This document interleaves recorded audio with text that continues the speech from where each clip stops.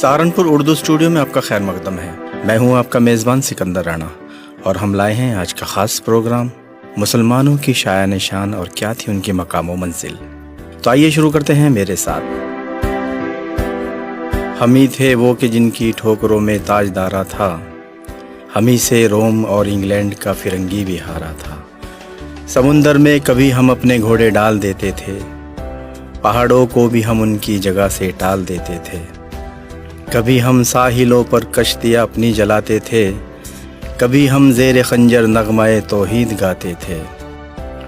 وہ شوق سرفروشی اور بدن پہ سر نہ رکھتے تھے، یہ سب دنیا ہماری تھی، ہم اپنا گھر نہ رکھتے تھے۔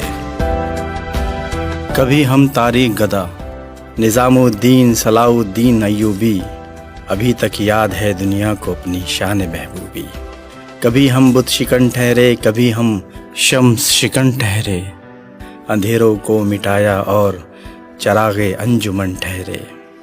کبھی ہم سندھ سے گزرے تو پھر ملتان تک پہنچے، کبھی ہم ترک سے گزرے تو ہندوستان تک پہنچے۔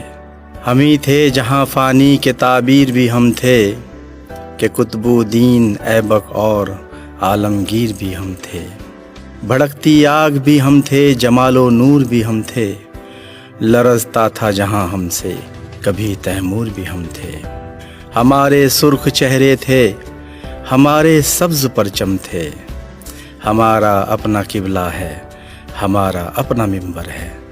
جدھر بھی دیکھتے تھے دیکھنے والے ہم تھے، مسلماں ایک یہ پہلا سبق ہم نے بھلا ڈالا، کہ خود تاریخ کو اپنی ہواؤں میں اڑا ڈالا۔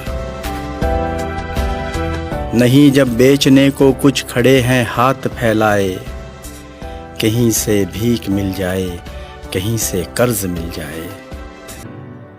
کہ بازار سیاست میں زمیں بیچی وطن بیچا، نہیں جب بیچنے کو کچھ بزرگوں کا کفن بیچا۔ بظاہر ایک طرف ہم ہیں، عظیم و شان میلہ ہے، مگر ہر اہل ایمان آج دنیا میں تنہا ہے، اکیلا ہے۔ تو یہ تھی مسلمانوں کے مقام و منزل اور ان کی مرتبے کا قصہ۔ تو یہاں مجھے دیجیے گا اجازت، پھر کسی موضوع پہ آپ سے ضرور بات کروں گا انشاءاللہ۔ تب تک کے لیے اللہ حافظ۔